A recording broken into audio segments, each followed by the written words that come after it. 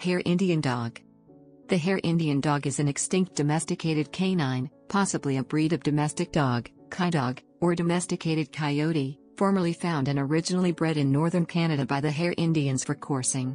It had the speed and some characteristics of the coyote, but the domesticated temperament and other characteristics of a domestic dog.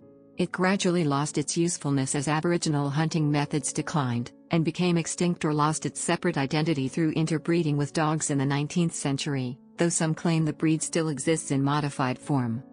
Appearance. The Hare Indian dog was a diminutive, slenderly built domesticated canid with a small head and a narrow, pointed and elongated muzzle. Its pointed ears were erect and broad at the base, and closer together than those of the Canadian Eskimo dog. Its legs were slender and rather long.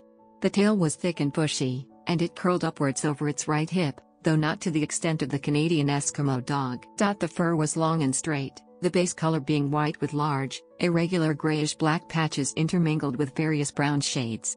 The outside of the ears was covered with short brown hair which darkened at the base.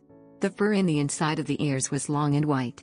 The fur of the muzzle was short and white, as with the legs, though it became longer and thicker at the feet. Black patches were present around the eyes. Like the wolves with which it was sympatric, it had long hair between its toes, which projected over the soles, with naked, callous protuberances being present at the root of the toes and soles, even in winter. In size, it was intermediate to the coyote and the American red fox. Temperament.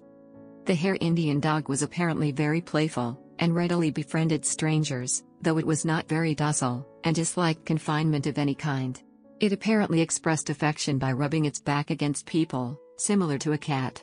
In its native homeland, it was not known to bark, though puppies born in Europe learned how to imitate the barking of other dogs. When hurt or afraid, it howled like a wolf, and when curious, it made a sound described as a growl building up to a howl. History. It is thought by one writer that the breed originated from a cross between native Taltan bear dogs and dogs brought to the North American continent by Viking explorers, as it bears strong similarities to Icelandic breeds in appearance and behavior.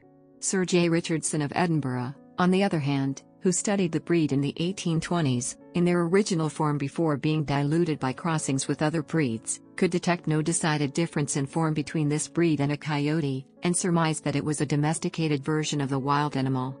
He wrote, "The Hare Indian or Mackenzie River dog bears the same relation to the prairie wolf as the Esquimau dog does to the great gray wolf."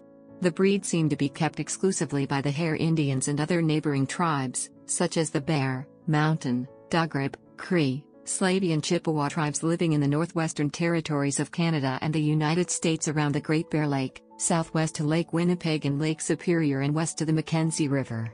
They were valued by the Indians as cursorial hunters, and they subsisted almost entirely on the produce of each hunt.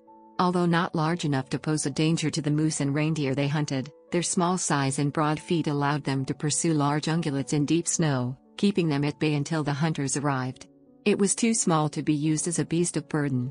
It was the general belief among the Indians that the dog's origin was connected to the Arctic fox. When first examined by European biologists, the Hare Indian dog was found to be almost identical to the coyote in build, save for the former's smaller skull, and for length.